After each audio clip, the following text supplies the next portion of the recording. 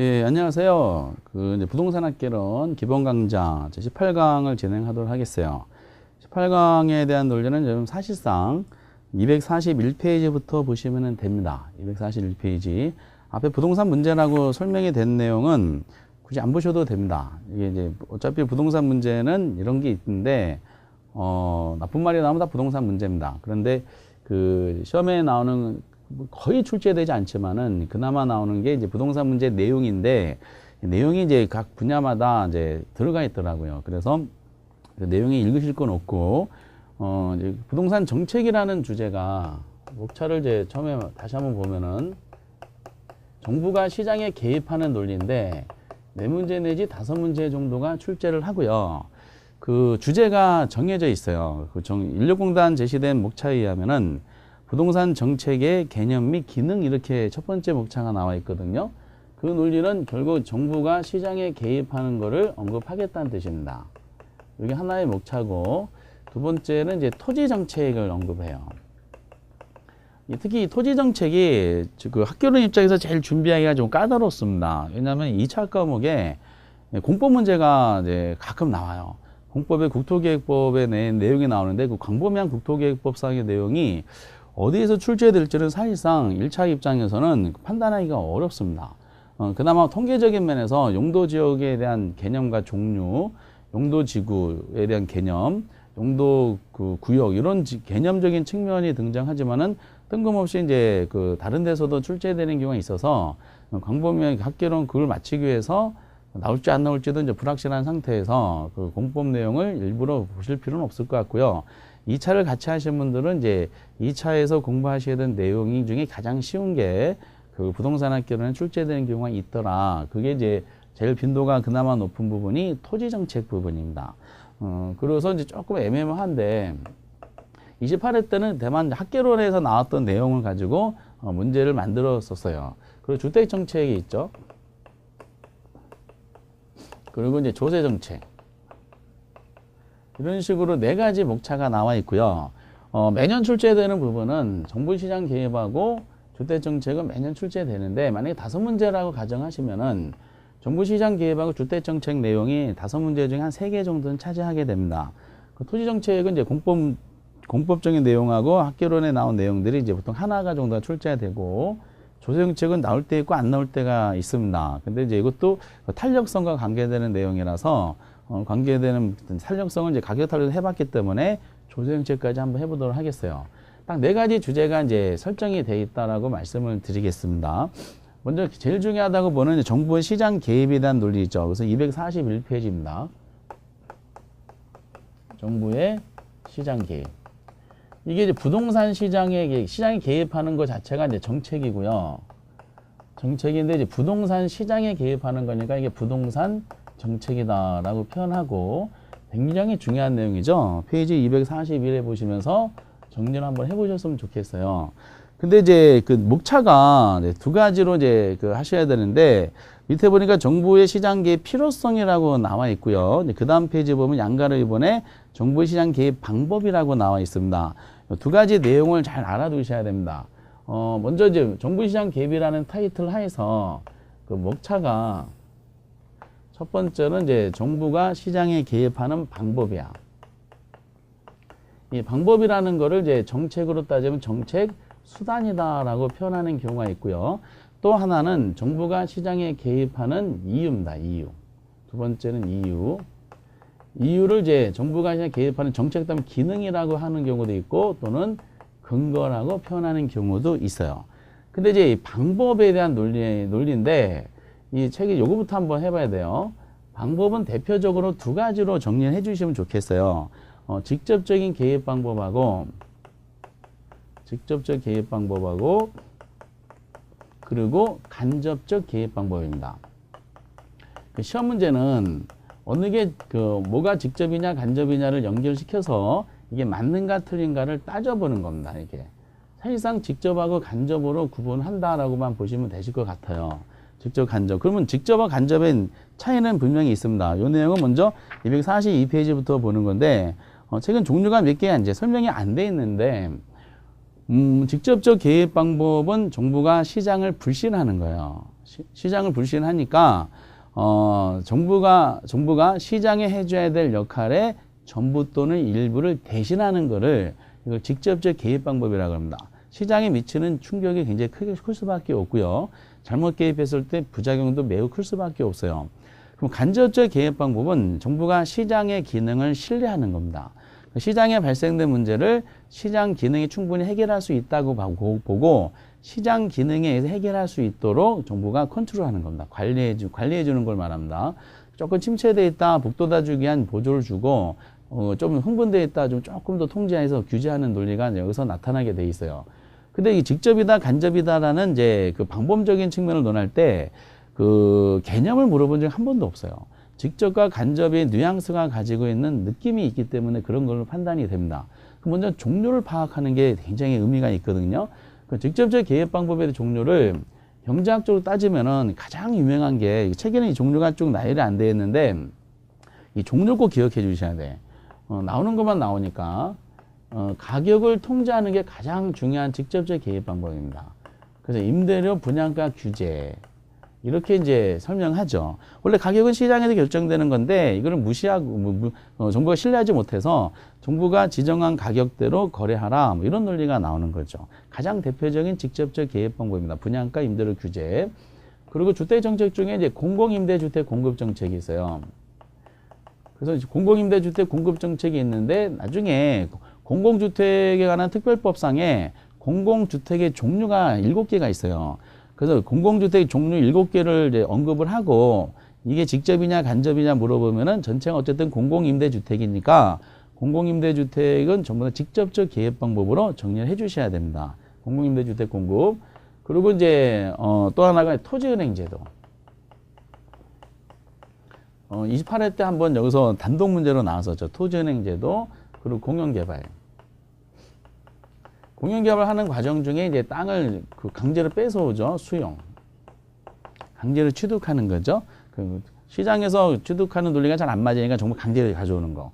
이런 논리가 나오고 그리고 이제 공공임대보유제도. 그리고 공공투자사업. 이런 부분들이 이제 그 내용상으로 직접적인 개입 방법의 대표적인 예로 들어요. 이렇게. 종류를 나열할 때는 토지 수용까지 많이 이제 언급을 하는 것 같습니다. 이렇게.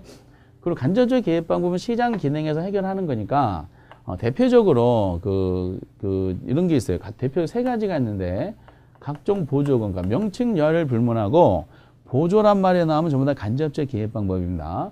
그리고 부담금. 조금 억제하는 거죠. 명칭을 불문하고 부담금. 최근에 계속해서 부담금이 나오더라고요. 특히 개발 부담금이 계속 나오면서 26회랑 27회 때는 개발 부담금을 언급하면서 얘네들이 직접이다 해서 틀리게 나왔었어요. 근데 28회 때는 개발 부담금 또 냈어. 근데 그건 간접이다 해서 옳은 지문으로 나왔었습니다. 어차피 종류는 정해져 있습니다. 그리고 각종 세금. 종합부동산세를 이제 신설한다든지, 세율을 변화시킨다든지, 이런 논리가 나오면 전부 다 간접이에요. 그래서 이 3가지가 하도 유명해서 각종 보조금, 각종 부담금, 각종 세금에서 이제 보부세 할 정도예요. 그리고 이제 금융시장을 통해서 개입하는 것은 전부 다 간접적인 개입 방법이 됩니다.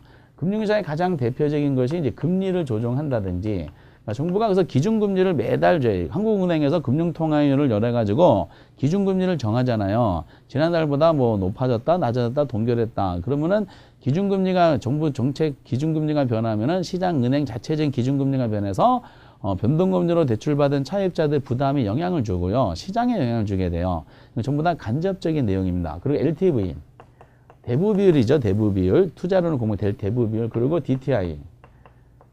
DTI가 이제 올해는 신 DTI가 적용될 수 있을 거예요. 신 DTI든 DSI든 어쨌든 변현된 형태로서 이제 적용됩니다. 어쨌든 이런 자금을 이제 통제하는 것은 전부 다 간접적 개입 방법이다라고 말씀을 드리겠어요.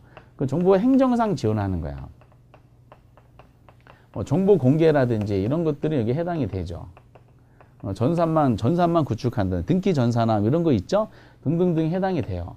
제일 많이 나오는 게 이제 보부세고요. 그리고 금융시장에 대한 요것도 이제 가끔 등장한다라는 거죠. 그래서 한 번은 저것도 나왔었어요. 20회 이후의 문제 중에 정부가 이제 기준금리를 인상했다. 금리를 조정한 것은 직접적 개입이다 해가지고 틀리게 나온 적도 있었어요. 그래서 여러분들 꼭 이 개입에 대한 이제 방법의 종류를 기억해 주시면은 되게 그 문제 풀 때 도움을 받고요. 물론 이 중에서 독립되게 나오는 출제의 비중이 있죠. 분양가 임대료 규제라든지 공공임대주택이라든지 토지은행제도 이런 것들은 다 단독 문제로 출제가 되는 사례가 있고요. 그리고 임대료 보조금이라든지 그리고 세금과 세제 정책에서 나오죠. 이런 것들도 단독 문제로 나오고 이런 부분은 이제 투자금융론에서 등장할 거예요. 그래서 본문에서 이런 게 나올 때마다 아 이거는 직접이었지 간접이었지라는 식으로 판단해 주시기 바랍니다. 그리고 두 번째는 정부가 시장에 개입하는 이유에 대한 설명인데 이건 책에는 필요성으로 나와 있습니다. 이걸 분류하는 책은 학자마다 조금씩 다른데 뭐라고 설명한 것은 뭐 그냥 참고사항으로 한번 해보시고 두 가지가 이유니까 두 가지가 있겠죠. 대표적으로 관행적으로 구분하는 게 이제 정치적 기능하고 경제적 기능이에요. 정치하고 경제적 기능으로 구분하는 이제 이런 목차들 구분하는 이제 학자들의 그 이유는 나름대로 설득력을 가지고 있습니다. 이 정치랑 경제란 말을 썼던 이유가 왜 그럴까라고 했을 때 두 가지 학문이 성질이 좀 다르다라고 본 것 같아요. 그 경제는 시장을 다루는 것이고 정치는 계층 간의 갈등을 다루는 겁니다. 그러면은 두 가지로 나눠진 배경이 원래 시장은 수요와 공급이 이루어지는 이제 장소다라고 이제 판단하게 됩니다. 그러면은 그 시장에 이제 시장은 냉정한 존재이기 때문에 시장에 참여하고자 하는 사람들한테 모든 사람들이 전부 참여하고자 하는 사람들한테 즉 참여할 의사가 있는 사람들한테 시장은 모든 사람들 문을 개방해 주지는 않습니다. 예를 들어서 이제 그 수요적인 측면을 논할 때 아주 냉정한 용어 중에 하나가 그 유효수라는 단어가 있었어요. 유효수는 구매 의사가 있어야 되고 근데 구매 의사가 있을 때 다 시장에서 수요가 일어난 것은 아니고 구매 능력을 가져야 돼요. 그 시장은 구매 의사가 있는 사람들의 먼저 기본적으로 분류해 놓고 구매 의사가 있는 사람 중에 구매력을 가진 사람들한테만 문을 열어주게 됩니다. 구매를 가진 사람은 이제 여기 안에 들어갈 수가 있어요. 요 가격을 이제 지불하면 요 가격에 대한 자원을 이제 배분받게 돼 있어요. 근데 부동산은 비싸. 그런데 그 구매 의사는 있지만은 구매력을 갖추지 못한 사람들은 그 시장에서 문정박대 당해서 시장 주변을 배회하게 됩니다. 이걸 주변인이라고 그냥 제가 나름대로 써봅니다. 그러니까 이제 구매력이 약한 사람이잖아. 그럼 구매력이 약한 사람들은 주변인들은 이제 시장에서 버림받았는데 이거를 정부까지 버릴 수는 없어요. 그래서 정부는 효율성뿐만 아니라 형평성까지 고려하는 이제 공적 주체이기 때문에 약자에 대한 배려감이 좀 있어야 됩니다. 그 약자에 대한 배려감을 논한 것이 정치적 기능이다라고 보시면 되겠어요. 그래서 정치적 기능은 이제 주변인을 대상으로 하는 건데 그래서 정치적 기능을 먼저 설명하는 게 타당성이 있는 걸로 판단이 됩니다. 그래서 여러분들 242페이지 정치적 기능에 대한 논리를 보면은 거기 두 번째 줄에 이제 사회적 목표라는 말이 나옵니다. 정치적 기능은 이제 키워드가 요걸 달성하는 거야. 사회적 목표를 달성하고자 하는 것이 목적이다라는 것이죠. 여기에 우선 키워드가 되고 사회란 말을 쓴 이유가 있어요. 사회는 다양한 계층이 있죠. 근데 그 능력자, 가진 계층들은 본인이 부동산 시장에서 발생된 문제를 본인 스스로 해결할 거야. 이건희 회장이 전세 가격 높아지는 걸 고민할까요? 고민하지 않아요. 돈 많은 사람들은 서민들의 생활을 전혀 인식하지 못해요. 모든 게 본인 능력으로 해결할 수가 있기 때문에 그렇습니다. 그래서 약자죠, 약자. 그러면 이제 사회적 목표가 이제 시대와 지역에 따라 다를 수밖에 없겠지만은 기본적인 이념이 효율성과 형평성 등일 겁니다. 효율성, 형평성 등인데 이 중에서 상대적으로 뭐를 강조한 거냐면은 역시 형평성을 강조한 거다라는 거죠. 이렇게 이런 논리인데 그러다 보니까 구체적인 대상을 뭐로 할까? 구매력이 약한 사람이잖아요. 그래서 상대 저소득층이라고 그랬어요. 저소득층을 대상하는 것이고 그 저소득층을 대상으로 구체적으로 무슨 정책을 설명할까 하다가 주택정책에 나온 겁니다. 저소득층을 위한 주택정책 하면은 이게 무슨 기능이라고요? 정치적 기능이다라고 이제 해주시면 돼요. 사회적으로 달성하기 위한 논리입니다. 그러니까 약자 배려감이야. 근데 이게 주택정책이라면 포괄적으로 너무 넓잖아요. 그래서 우리 시험 주택정책 중에서 뭐가 많이 나오느냐? 대표적인 임대주택정책이 많이 나오는 거야. 임대주택 정책은 이제 임대주택 시장에 개입하는 거잖아요. 임대주택 시장에는 임대인이 있을 것이고 임차자가 있겠죠. 누가 더 약자야? 임차자가 약자예요. 그래서 임대주택 정책을 시험 문제를 내는 이유가 임대주택 정책에 대한 내용이 나오면 전부 다 정치적 기능을 달성하기 위한 정부의 개입이다라고 아시면 되겠어요.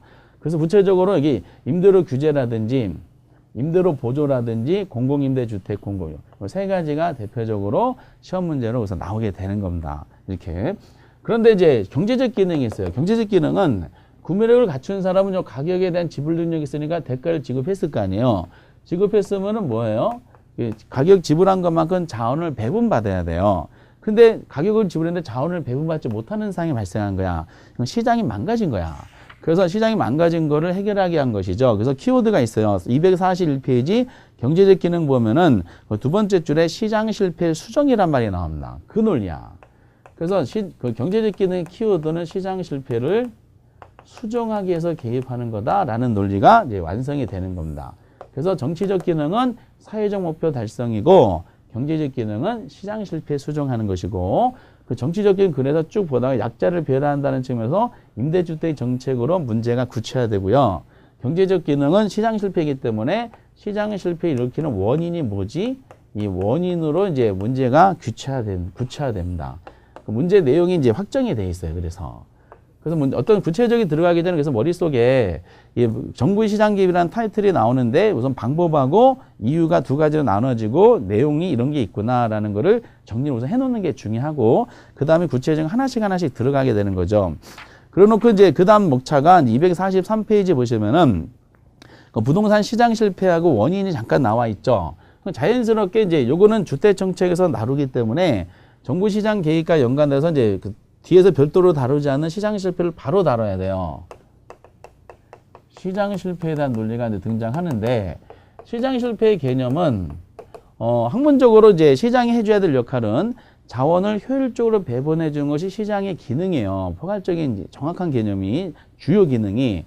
그런데 시장 실패란 말은 어떤 원인 때문에 시장이 해줘야 될 뭐죠? 해줘야 될 효율적인 자원 배분이죠. 효율적인 자원 배분을 못 해주는 일체 상황을 우리가 시장 실패다라고 얘기를 하게 되는 겁니다. 근데 시장 실패가 자원을 효율적으로 배분하는 것이 못 해주는 거다. 그럼 자원 효율적으로 배분하는 거 뭐고 못 하는 거 뭐냐? 이거는 되게 내기가 어렵다 그랬어요. 굉장히 경제학적으로 어려운 내용이니까. 어쨌든 이제 자원을 이제 적정하게 배분 못하는 상황에 해놓고 문제는 이제 이 원인 내용으로 이제 귀결이 되고요. 그리고 원인에 대한 논리 중에 보면은 우리가 이런 원인이 있고, 그리고 개념이 무슨 뜻이고, 내용이 뭐고, 그리고 이제 그걸 해결하기 위한 정부가 개입을 해서 그에 대한 대책, 여기까지 연결되는 것이 어떤 흐름상 뭐 내용이거든요. 근데 내용을 가만히 보면은 우리 시험 범위를 이탈한 것이 있어요. 이탈한 것은 그 종류만 나열해 놓고 내용은 안 나오고 있더라고요. 그래서 이제 원인 중에 나열해 보면은 가장 이제 책 순서가 아니라 가장 그 출제 빈도가 높은 순서대로 하면은 역시 1등은 외부 효과야. 부동산하고 아주 밀접한 관계가 있기 때문이고 이 외부 효과가 제일 많이 출제가 됩니다. 그래서 이거는 독립된 목차를 잡을 정도로 외부 효과 빈도가 많이 나옵니다. 두 번째로 나오는 게 공공재예요. 공공재도 이제 근데 맨날 똑같은 것만 내고 있기 때문에 어떤 특징만 아시면 되고요. 그리고 세 번째가 이제 나머지 전부 다 목차야. 독과점 기업의 존재. 독과점 기업의 존재. 그리고 네 번째가 규모의 경제. 그 다섯 번째가 이제 우리가 효율적 시장에서 논했던 거죠. 정보의 비대칭성. 우수한 어떤 정보를 알고 있는 사람과 모르는 사람 간에 거래했을 때 알고 있는 사람이 더 많은 이득을 가져갈 수 있겠죠. 이게 정보의 비대칭성. 자원이 비효율적으로 배분되면서 많이 배분된 사람이 더 많은 초과를 벌게 되는 이런 내용으로. 그래서 요거는 이제 주로 세 가지 목차 위주로 출제를 하더라고요. 이렇게. 그래서 약간 언급을 해보면은 책에 243페이지에 보면 이제 불안정 경기 독과점이란 말이 나와 있죠. 이게 왜 시장 실패를 이렇게 내용을 읽으실 건 별로 없네요. 어차피 다 시장 실패 일으키는 거니까 자원을 효율적으로 배분하지 못하는 상황이다라고 하고요. 그리고 이제 시장 실패 일어나면 가격도 왜곡이 돼요. 자원은 이제 균형 가격 성립이 어렵기 때문에 가격도 왜곡이 되는 현상이 나타나요. 왜곡 현상이 나타나더라. 이런 내용들도 다 시장 실패의 내용상으로 이제 들어가 있어요. 이 모든 것이 다 자원 효율 배분하지 못하게 하면서 가격도 왜곡시키는 상황이 발생하는 거다. 공통적인 상황인데 약간만 언급해본 독과점 기업이 왜 이러냐면은 시장에 대한 논리를 아셔야 돼요. 우리가 완전 경쟁 시장 논리를 말씀드릴 때 완전 경쟁 되기 위한 성립 조건이 유명한 게 네 가지가 있었고요. 그러면서 제가 질문해 드린 것이 시장에서 가격은 소수가 지배해요, 다수가 지배해요라고 질문해 드렸어요. 그러면 당연히 시장에서는 소수가 가격을 지배합니다. 이거 독과점이라 그러죠. 근데 완전 경쟁 시장은 둘 다 다수이기 때문에 상대방을 가격으로 지배하지 못하는 상황이 완전 시장 논리다 그랬는데 독과점 기업이라는 것은 말 그대로 소수예요, 소수. 소수의 공급자가 누구? 다수의 수요자. 다수의 수요자를 이제 지배하는 구조가 말 그대로 독과점이에요. 그럼 독과점 기업들은 본인이 생산되는 제품이 비탄력제라는 걸 알아, 수요에서. 그럼 대체재가 적다는 걸 알겠죠. 그러다 보니까 이제 시장에서 이제 횡포를 부리기 시작합니다. 그래서 시장에서 가격을 적정가격을 하는 것이 아니라 본인이 이제 생산하는 제품이 시장의 수요가 비탄력을 알기 때문에 이거를 가격을 세게 부릅니다. 그래서 가격 지배력을 행사하는 거야. 시장에서 결정된 가격을 하는 것이 아니라 독과점 기업이 결정한 가격을 가지고 시장 참여자가 따라오라 그러는 거야. 시장을 지배해버리죠. 그러면서 가격 비싸게 불러. 고가로 나오는 이유 중에 하나가 이거죠. 비탄력적이니까 수요가. 그리고 또 하나 문제점은 이 사람 소수의 공급자들이 시장을 지배하는 구조를 계속 유지하고자 해요. 그래서 자원까지 비효율적으로 배분하게 되고 과소 생산하는 문제가 생겨요. 계속 지배 구조를 유지하기 위해서 그렇습니다. 이론상. 이런 식으로 이 정도만 아시면 되고요. 더 하기 싫으시면 그냥 독과점 기업이 시장 실패 원인이다라는 정도만 아셔도 돼. 이 규모의 경제는 우리 책에 보면은 그 244페이지에 약간 설명이 돼 있어요. 비용 체감 산업이라고 돼 있죠. 이 규모의 경제가 공급에 잠깐 개념이 나온 적은 있긴 있어요. 근데 여기는 이제 규모의 경제는 시장 실패를 일으키는 직접적인 원인은 아니에요. 간접적인 원인과 연관성이 있습니다. 규모의 경제라는 걸 공급으로 따지면은 대량 생산체를 구축을 하는 거죠. 그럼 대량 생산 구축하면 경제학적으로 장기 평균 비용이 하락하게 돼 있어요. 그 말은 이제 결국 생산비가 하락하게 됩니다. 생산비가 하락하면은 규모의 경우 달성한 기업이 생산된 제품 가격도 낮게 나오게 돼 있어요. 대량 생산 체제니까. 근데 이게 왜 이제 독과점 이게 시장 실패 연관성이 있냐면은 똑같은 제품을 이제 어떤 특정 제품을 이제 생산하는데 이 생산하는 기업이 A 기업이 있고 B 기업이 있다. 같은 제품 생산해가 두 기업 생산된 제품은 시장에서 대체제가 돼요.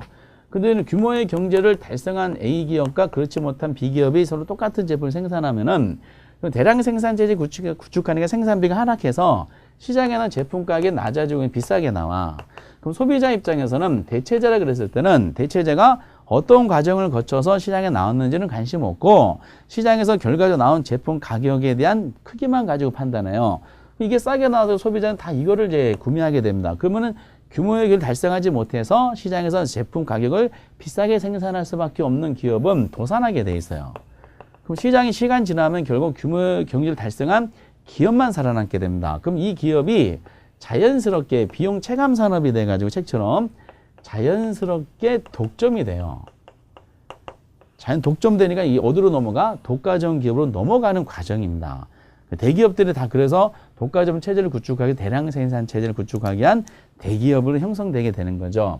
그러다 보니까 이제 처음에는 이제 가격을 이제 싸게 했지만은 결국 독과점 체제로 구축하게 되면은 이제 소비자를 지배하는 구조가 나타나게 됩니다. 그래서 이제 이거를 독과점이 넘어가는 과정이다 그래서 시장 실패하고 관련성은 있다라는 거죠. 정보의 비대칭을 말씀드렸던 것은 시장 참여자가 정보가 똑같지가 않다는 거예요. 그 밑에 이제 정보의 역선택이라는 도덕적 해이가 나왔는데 그런 것은 안 보셔도 되고 정보의 비대칭성에 의해서 자원이 비효율적으로 일어나고 가격에서 왜곡된 현상이 발생한다. 그러면 이제 정보가 우수한 사람이 그렇지 못한 사람과 거래했을 때 얼마 정도 초과액을 얻는지는 우리가 앞에서 정보가치 효율적 시장하면서 정보가치 계산한 적이 있었죠. 개발될 정보를 100% 알고 있는 사람과 그렇지 못한 사람 간에 거래했을 때 알고 있는 사람이 정보가치를 얼마가 얻느냐 그 논리로 이제 정결시키면 됩니다. 최종적으로 정리해보면 만약에 힘들다 시간 없다 그러면은 요 세 가지는 목차만 여기서는 제목만 보시고 내용은 두 가지를 가지고 하시면 돼. 근데 외부 효과가 이제 따로 독립된 의미를 이제 가져서 설명하기 때문에 의미를 이제 그 안에 설명하는 공공재를 한번 보도록 하겠어요. 공공재도 내용이 복잡하게 하실 필요는 없고, 맨 밑에 그래서 224페이지 책은 공공재를 이제 끄집어냈어요. 근데 공공재에 대한 논리를 책을 가만히 보니까, 그 오른쪽에 이제 그 동그라미 7번까지 기출문제에 나온 걸 다 지문을 집어넣었어요. 그래서 이 책의 내용을 보시다 보면 기출문제 내용이 완성이 될 것 같기는 합니다. 다만 공공재가 무슨 뜻인지 키워드를 잡아가지고 하는데, 공공재라는 것은 특징이 있어요. 소비면에서 특징이 있는데, 두 가지를 꼭 알고 계셔야 돼요. 공공재는. 키워드가 224페이지 보면은 세 번째 줄에 그 소비의 비경합성이란 말하고 비배제성이란 말이 있죠. 두 가지 개념을 꼭 알아두셔야 돼요. 비경합성과 비배제성이 뭐라는 것은 오로지 동그라미 1번하고 2번에 설명이 돼 있어요. 그럼 소비면에서 공공재하면 반드시 떠오를 단어가 비경합성하고 비배제성이다. 이 말에 대한 해석만 가지면 됩니다.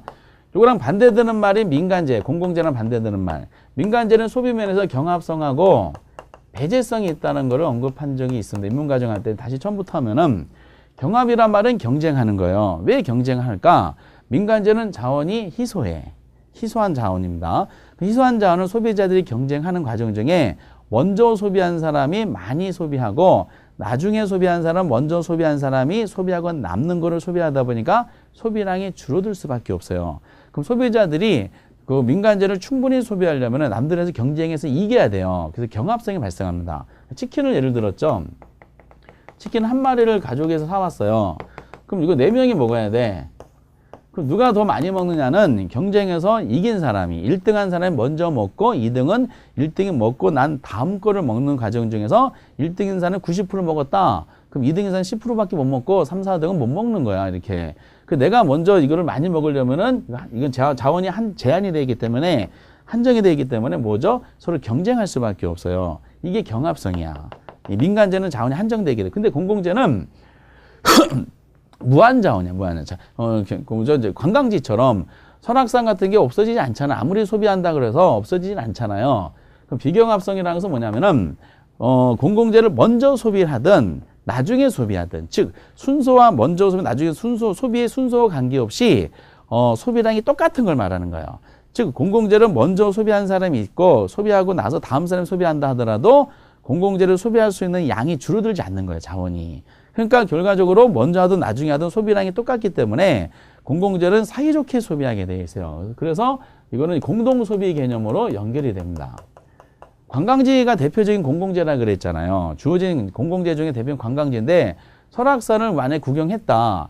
먼저 구경한 사람이 있고 다음 사람이 도착해서 구경했다 그래서 설악산이 없어지지 않죠.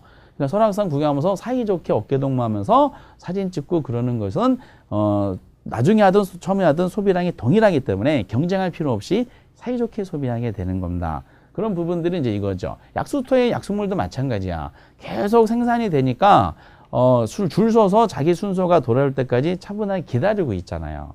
그래서 이제 이거는 충분히 공급되는 거. 그리고 인간이 만드는 공공재 중에 하나가 도로 같은 거야.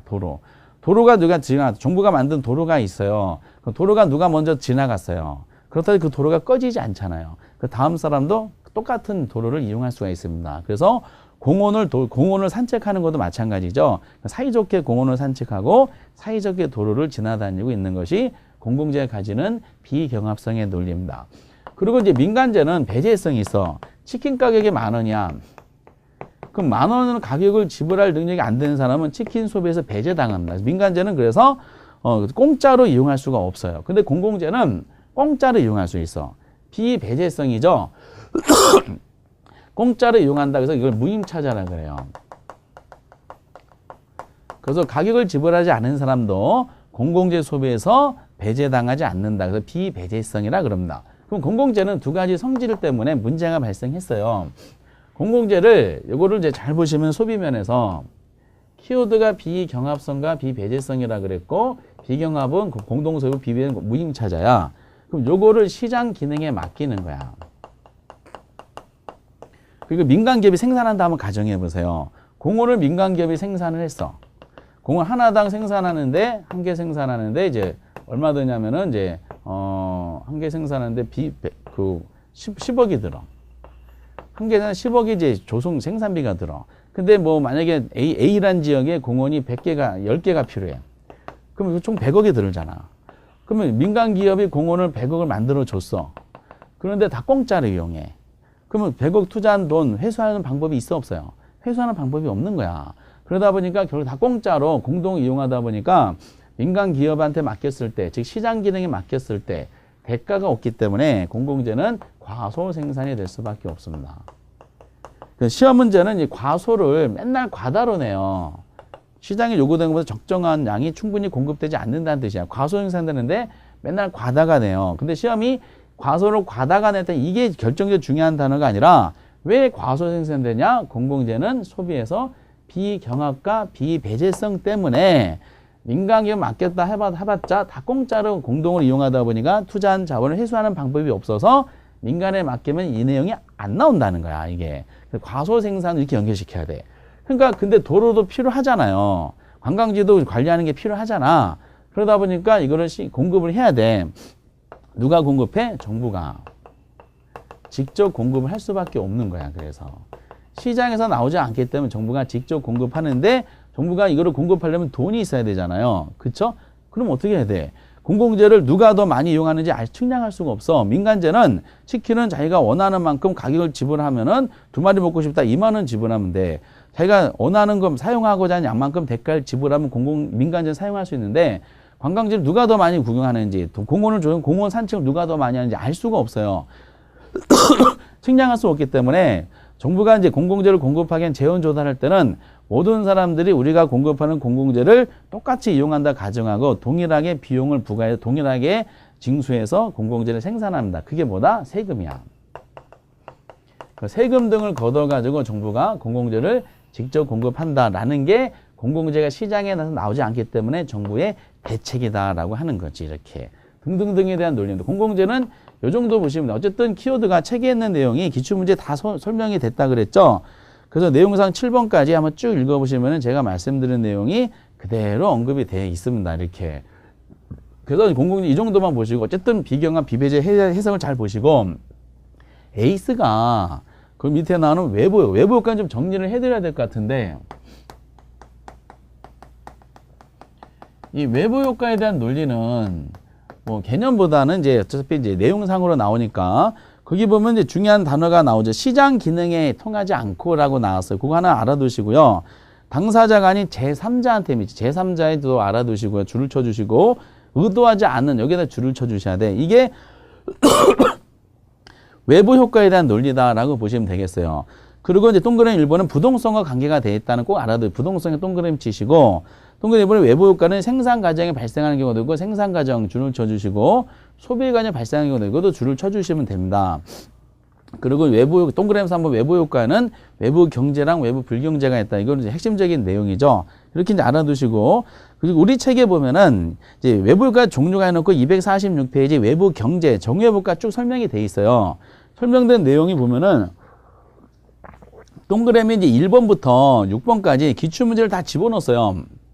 그러니까 이걸 그냥 보시면 기출문제 지문이 해결이 돼. 그냥 그걸로 그대로 보시고 외부 불경제에 대한 논리도 오른쪽에 동그라미 1번부터 9번까지 기출문제 나온 걸 다 집어넣어 버렸어. 그러니까 여러분들 나중에 지문 연습할 때 이 내용이 다 들어가 있을 거야. 그러니까 책에 나온 거 1번부터 정리해볼까 6번 외부 불경제 1번부터 9번까지를 다 보시기만 하면 이걸 다 보시고 그거 이해만 하시면 돼. 그 지문은 다 여러분들 다 체크해 다 보셔야 될 지문이다. 꼭 보셔야 될 지문이다. 라고 다시 말씀드리고 이걸 해결하는 내용에 이제 그 다음에 보면 그림이 있어. 그림은 보지 마세요. 그림은 이게 외부 불경제 쪽은 내용이 잘못됐어요. 그래서 이거는 보지 마시고 이 앞에 있는 그 보기에 기출문제에 다 집어넣은 보기를 이해하시려면은 암기가 아니라 단순히 이해하시려면 248페이지에 그 외부 효과에 이제 뭐죠? 비교가 있어. 비교를 이제 정리를 해 주셔야 됩니다. 정리를 해 주시되 특히 이제 그 경제적 변화라는 파트에 외부 불경제에 보면 동그라미 4번하고 5번은 여러분 삭제하시기 바랍니다. 동그라미 4번과 5번은 우리 시험과는 안 맞는 외부 효과야. 그래서 4번과 5번 삭제하시고 제가 적어드리는 내용을 가지고 하시면 되고 그리고 이제 밑에 양가로 4번의 외부 경제 불경제 영향에서 오른쪽 쭉 설명된 것이 있는데 이 내용은 앞에 있는 거를 가지고 해석하면 됩니다. 그래서 4번에 대한 오른쪽까지는 안 보셔도 돼. 그리고 그중에 논리적으로 오류가 좀 있는 것 같아요. 그걸 보지 마시기 바랍니다. 어쨌든 이제 이 앞에 아까 외부 경제하고 외부 불경제라고 설명하고 있는 내용 중에 다시 외부 경제에 놓고 보기 6개, 외부 불경제는 보기 9개가 나오잖아요. 그 내용을 이제 그 248페이지 펴가지고 한번 해석을 해보도록 하겠어요. 중요한 건 내용이 이해가 되는 게 중요하니까 외부 효과는 기본적으로 부동성 때문에 이제 부동산 쪽에서 해석하는 것이고 그리고 외부 효과의 개념은 시장 기구에 의하지 않는 거예요. 기구에 의하지 않고 그리고 거래 당사자가 아니라 제3자한테 미치는 겁니다. 제3자에 미치는 건데 이거를 의도하지 않는 거야. 그래서 최소한 의도하지 않는다. 3자라는 말은 이제 기본적으로 개념 정의할 때 나오는 것 같아요. 갑돌이가 시장 안에서 을순을 대상으로 경제 행위를 한 거예요. 그럼 갑하고 을은 거래 당사자가 되거든요. 갑이 을을 대상 한 행위가 시장 바깥에 있던 병파리한테 미치는 영향력을 외부 효과라는 거예요. 병파리는 가만히 있었는데 갑하고 을 당사자 간의 시장 안의 행위가 본인이 의도하지 않게 영향을 받은 거잖아요. 의도하지 않게 영향을 받은 거지 이 제3자한테 미치는 겁니다. 그러다 보니까 이제 제3자는 의도하지 영향을 미쳤는데 미친 영향력이 제3자한테 긍정적이 될 수도 있고 뭐죠? 부정적이 될 수도 있는 거야. 긍정적, 부정적. 그래서 종류가 두 가지가 있는 겁니다. 이거를 뭐라 그러냐면은 종류가 정의회복가라 그래요. 정의회복가. 정의회복가를 주로 이 말이 나오고 이 말 같은 말이 이걸 외부 경제라 그래요. 책처럼. 또는 긍정적 외부 효과다라고 얘기도 합니다. 요거랑 비교되는 게 부의 외부 효과야.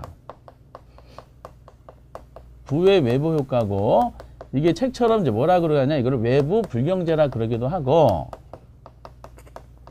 또는 이제 이거는 부정적 외부 효과다라고 얘기합니다. 제일 많이 나오는 게 정하고 부야.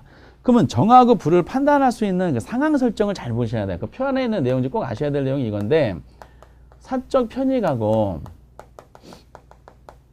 사회적 편익을 먼저 비교를 해 주셔야 돼요.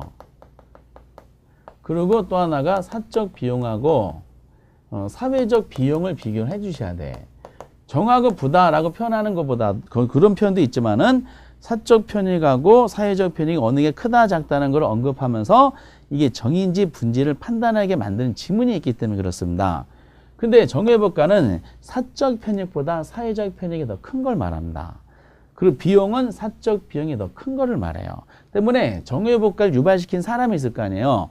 그 정을 유발시킨 사람은 그 행위를 통해서 본인이 이익을 가져가는 것이 아니라 제3자인 사회 전체가 편익을 가져가는 거예요. 그리고 그걸 지불하기 위해서 정을 유발시키기 위해서 정을 유발시킨 사람이 그 비용은 본인이 부담하고 사회 전체는 부담을 별로 안 하는 겁니다. 이렇게. 그래서 이제 요 구조를 반드시 보시고 부회복가는 반대가 돼요. 사적 편익하고 사회적 편익을 비교하면은 이건 어느 게 더 크다? 사적 편익이 더 큰 거야. 그 비용적인 면에서는 당연히 어느 게 크다? 사회적 비용이 더 큰 걸 말합니다. 때문에 부의 외부 효과 같은 경우는 부를 유발시킨 사람은 그 행위를 통해서 본인이 이익을 많이 가져가는 거야. 대신에 그 비용을 그 행위를 하기 위해서 본인이 지출하는 비용은 별로 크지 않고 비용 부담은 사회 전체가 떠안는 걸 말합니다. 그래서 정의회복가는 나의 희생을 바탕으로 많은 사람들한테 행복을 가져다주는 행위가 되는 것이고 부회복가는 나만 살자 다 죽어라 논리가 부회복가가 되는 겁니다. 그래서 정의회복 같은 것은 가장 유명한 것이 자원봉사 같은 거다라고 보시면 되겠어요. 자원봉사는 순수한 자원봉사예요. 자원봉사하는 사람은 본인이 시간과 건강과 비용을 지출하면서 그 행위를 통해 본인이 이익 얻는 거 아니라 다른 제3자, 사회 전체 편익을 가져다 주는 행위죠. 그리고 이제 부회복가는 본인이 이익만 추구하고 비용 부담하지 않는 거니까 이 행위가 너무 많이 발견돼. 그래서 부회복가 대표적인 것이 공예공장, 우리 시험에 자주 나오는 공예공장, 그 소음 같은 거, 그리고 악취 뭐 방귀 같은 걸까? 방귀도 불을 유발시켜요. 방귀 낀 사람은 본인이 굉장히 기분이 좋아. 근데 같은 공간에서 다른 사람한테 미치는 충격은 이루 말할 수가 없어요. 흡연 같은 것도 있죠. 불법 주차. 그리고 이제 어떤 모임이 있을 때 그 악담을 하는 사람이 있어요. 본인이 인식하지 못하지만 상대방한테 상처받는 언어적으로 폭력하는 사람이 있어요. 그런 것도 다 부의 외부효과를 유발하는 거야. 이런 행위를 보면은 이 행위를 통해 본인들은 이익을 추구하지만은 부담은 사회가 떠안게 돼 있어요. 이렇게. 그리고 이제 여기다 아까 소비면하고 생산면인데 편익으로 표현하면은 얘는 소비면에서 외부효과라 그래서 과소생산, 과다생산 이렇게 하고 비용면에서는 아니 소비면에서 외부효과 편익을 하면 소비면에서 외부효과에서 과소소비, 과다소비 이렇게 표현하고 비용으로 표현하면 생산면에서 외부효과라서 과다생산, 과소생산 이렇게 합니다. 근데 이제 이렇게 정외부효과 상황을 설명했어요. 그래서 만약에 시험 문제가 사회적 편익이 사적 편익보다 큰 경우 이렇게 나오잖아요. 그러면 아 이건 정이구나. 바로 판단하셔야 돼. 마찬가지로 사적 비용보다 사회적 비용이 크다. 아 이거는 부를 내고 있구나 하셔야 돼. 그럼 시장 기능에 맡기는 거야. 시장에 맡기면 민간기업에 맡기는 거죠. 민간기업에 맡기면은 그 사적 소비량 있죠. 사적 소비량이 과소 소비가 이어지게 돼요. 그리고 사적 생산량도 사적이야. 이 사적이란 말은 사회적으로 요구되는 적정 생산량 소비량보다 어떻다? 과소 소비가 이어지게 돼요. 과소 생산이 이어지게 됩니다. 그래서 이제 시장 기능에 맡기면은 정을 유발하는 행위는 사적 소비랑 사적 생산량은 어떻다? 과소 생산과 과소 소비가 이어져요. 어차피 이건 생산이 안 해요. 대가 없는 행위예요. 정을 유발시킨 사람이 본인이 희생을 하면은 다른 사람 행복을 가져다 주는 행위다 보니까 만약에 10명이 있다. 10명 중에 한 사람만 이상 9명 행복해지는 거야. 그 10명을 이제 모아놓고 누가 한 사람 희생할래요? 라고 하는 거야. 근데 희생하는 사람은 대가를 지급하지 않는 거예요. 이익 보는 사람이.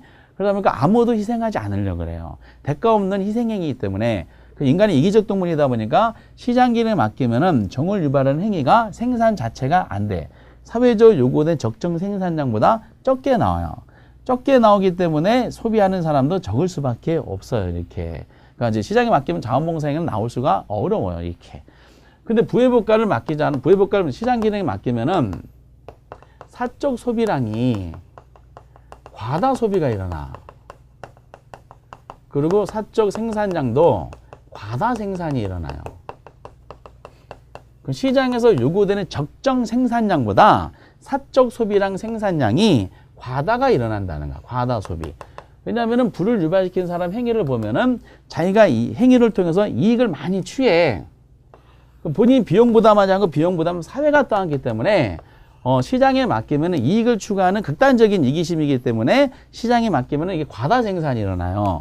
근데 과다행위 일어나다 보니까 이 행위가 과다 소비가 일어나. 이렇게. 그래서 항상 사적이라고 표현한 내용은 중요한 요건이 있어요. 이게 함정인 지문이 나중에 만들어질 텐데요.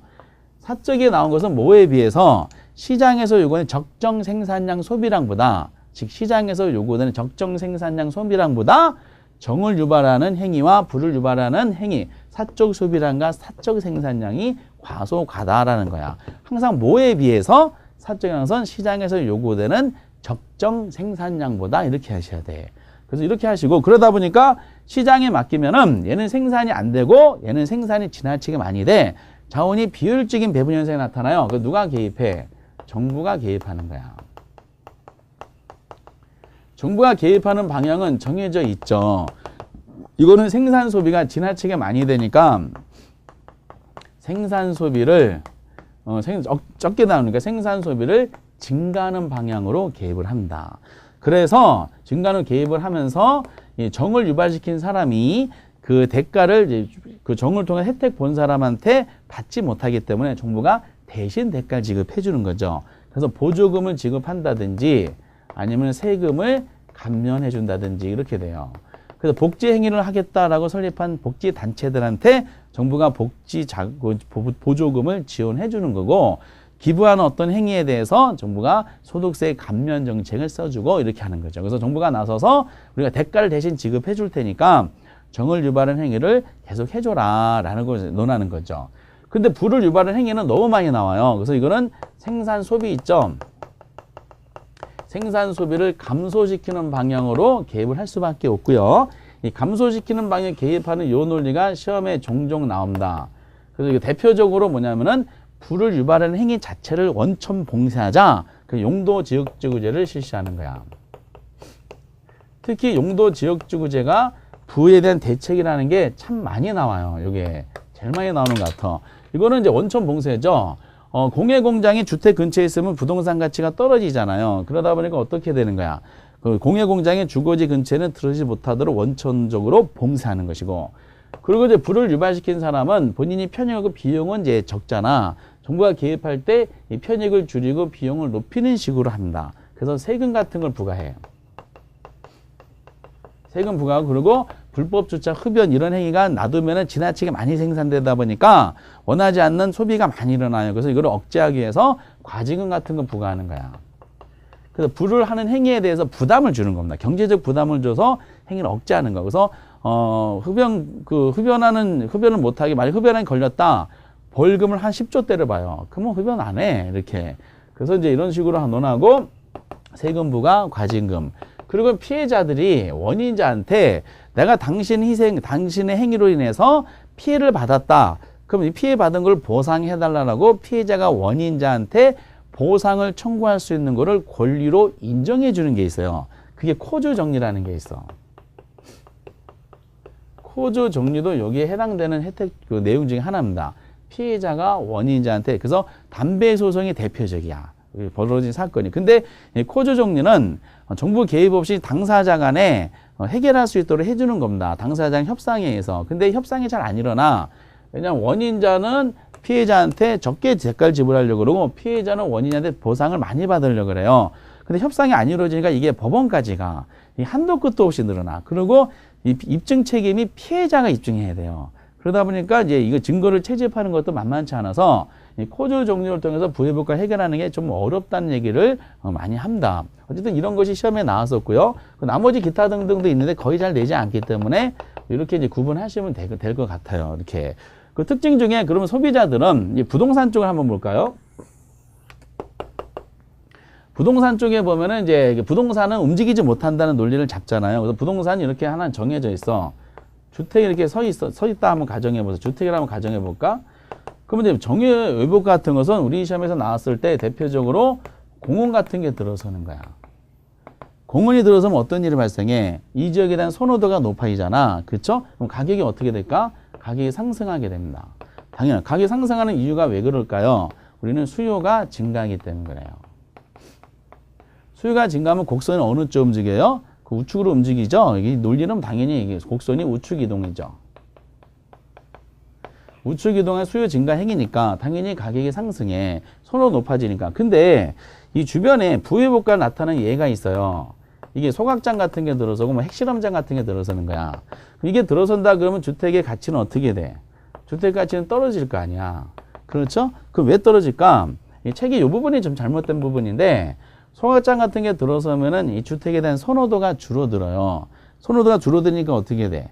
당연히 수요가 감소하는 거지. 수요가 감소하면 곡선이 어느 쪽 움직여? 수요곡선이 좌측으로 이동하는 거죠. 가격이 떨어지는 거야. 이렇게. 그래서 이제 주택시장에 대한 논리는 부동산이 움직이지 못하니까 정을 유발시키는 공간 같은 게 들어서면은 선호도 증가, 즉 수요가 증가해서 우측 이동해서 가격이 상승하는 현상이 나타나서 혜택을 누리는 것이고, 소각장 같은 불을 유발시킨 시설이 들어서면은 선호가 줄으니까 수요가 감소해서 가격이 하락하게 되는 거죠. 그러니까 이제 요거는 사람들이 가만히 있을 거 아니야. 다 알고 있죠. 요거는 가만히 있어. 그래서 이런 걸 원하잖아. 그럼 공원이 들어섰다. 그럼 공짜로 혜택 보잖아. 그래서 공공재가 그래서 정의복과는 아주 유사한 성질을 가지고 있어요. 공짜로 혜택 보는데 이 사람들은 이걸 공짜 혜택 보는 상을 원하잖아. 이걸 집단적 이기주의가 이걸 님비현상이라, 핀피현상이라 그래요. 핀피현상은 정을 원하는 집단적 이기주의다라고 보시면 되고, 프리즈 인마이 프론트 야드라 그래서 제발 내 앞마당에 이걸 좀 갖다 달라는 거야. 공짜로 좀 혜택을 보자라는 거야. 근데 이제 이 소각장가 들어선 부동산 가치가 떨어지잖아. 이걸 원하겠어, 원하지 않겠어? 당연히 반대하겠지. 들어선다는 얘기가 나오는 순간에 부동산 가치가 수요 감소로 떨어진다는 걸 알기 때문에 해당 주민들은 머리를 두르고 막 데모합니다. 그래서 구청에 가셔서 뭐라 그러면서 안 된다, 안 된다. 이런 걸 원하지 않아. 그러니까 불을 유발시킨 시설은 들어서 원하지 않는다. 이거를 님비 현상이라 그래요. 님비 현상이라는 것은 이제 나딘마이 백야드라 그래서 내 뒷마늘 갖다 놓으면 죽여버리겠다 이런 논리가 되는 겁니다. 그래 놓고 이제, 그리고 또 하나 논리는 그러면 이런 일이 나타나지 않도록 뭐예요? 용도 지역을 규정하는 거지. 아, 이 주택 근처에서는 부동산을 떨어뜨릴 정도의 소각장은 못 들어오게 차단하는 거야. 차단하면 정부가 개입했잖아. 그럼 이게 들어오지 못하죠? 그럼 이 지역의 선호도가 다시 높아지잖아. 다시 수요가 증가하는 거야. 이렇게. 이 논리는 지역주거지 할 때 나오게 됩니다. 그래서 이제 그 책에 나온 내용이 아까 말씀드렸듯이 외부 효과에 대한 논리는 거기 보기가 정의효과 6개, 부의효과 한 8개 정도가 있는데 그 보기의 내용 그대로 막 암기하지 마시고 정하고 부에 대한 이런 의미를 가진다는 거를 이제 해석하시면 돼. 해석하시면 당연히 그런 논리가 나올 수밖에 없어요. 그래서 이걸 이제 이해해 주시되 지문은 책에 있는 거 그대로 보시되 아까 보지 마시라는 것은 안 보셔도 돼요. 아까 248페이지에 그림을 보실 필요 없고 248 맨 밑에 양가로 4번에부터 오른쪽까지는 이 내용과 동일한 내용이다 보니까 이제 보실 필요는 없다는 겁니다. 그리고 아까 표에 있는 내용 중에 공급적인 아까 동그라미 4번과 5번은 삭제하셔가지고 내용을 해석해 주시는 게 의미가 있더라라는 것이죠. 그래서 이제 한번 이 부분이 이제 여기까지가 정부의 시장 개입 방법, 이유, 시장 실패, 외부 효과까지가 한 세트야. 그래서 이게 두 문제에서 많이 나와요. 내용적으로. 아주 의미가 있습니다. 그래서 가장 중요한 게 꼭 하셔야 될 것이 정부 시장 개입 방법의 직접 간접의 종류가 이런 게 있구나 꼭 기억하셔야 되고요. 그리고 이제 이유는 정치와 경제가 있는데 흐름이 다르다. 사회정보 달성 이거는 이제 뭐다? 시장 실패 수정. 그리고 구체적인 문제는 정치적 기능은 이제 임대주택 정책, 약자 배려한 임대주택 정책을 문제 구체화 되고 시장 실패는 이제 시장의 원인을 구체화 되더라. 그 원인을 그대로 논하면서 5가지 대표해드렸지만은 힘들면은 3가지는 뭐다? 종류만 하셔라. 종류만. 그리고 이제 공공재는 비경합, 비배제성에 대한 이해를 하셔라. 2가지 성질 때문에 당연히 과소 생산이 된다. 시장에 맡기면. 그러니까 공급하는 방법은 정부가 세금 거서 직접 공급하는 수밖에 없지 않느냐. 여기까지가 시험 내용이다. 라는 논리고. 그리고 외부 효과는 하도 많이 나와서 이제 별도로 해놓고 이건 책에 나온 지문만 보셔도 이 내용들이 연결이 된다는 것이죠. 이렇게. 그래서 주변에 이제 이런 사례를 들어서 보시면은 외부 효과 내용이 잡힐 것 같아요. 그래서 요 파트가 이제 2문제라고 생각하시면서 249페이지까지 한번 잘 보시기 바라고요. 250페이지에 트윈피 현상과 님비 현상에 대한 설명이 좀 나와 있네요. 지금 말씀드린 거 그대로 하시면 돼. 그래 놓고 이제 핵심이 이것이고요. 나머지는 제가 이제 문제 같은 걸 만들어서 사례만 붙여드리면 됩니다. 2번째가 토지 정책인데 우리 기본서의 토지 정책 내용이 상대적으로 조금 이제 그건 좀 흩어져 있고요. 좀 정리를 좀 해드려야 될 것 같은 느낌이 듭니다. 어쨌든 이제 이게 그 책이 이렇게 된 이유가 이제 공법 문제가 여러 문제 나오다 보니까 그걸 가미하는 과정 중에 조금 성격이 좀 이상해진 것 같긴 해요. 그래서 어떤 내용을 보셔야 될 것인지 다음 시간에 19강을 통해서 한번 해보도록 하겠습니다. 예, 18강 정부의 시장 개입입니다. 2문제짜리라고 생각하시면서 잘 이해 위주로 정리를 잘 해주셨으면 좋겠다라고 말씀드리면서 마무리 짓도록 하겠습니다. 여러분들 대단히 수고하셨습니다. 감사합니다.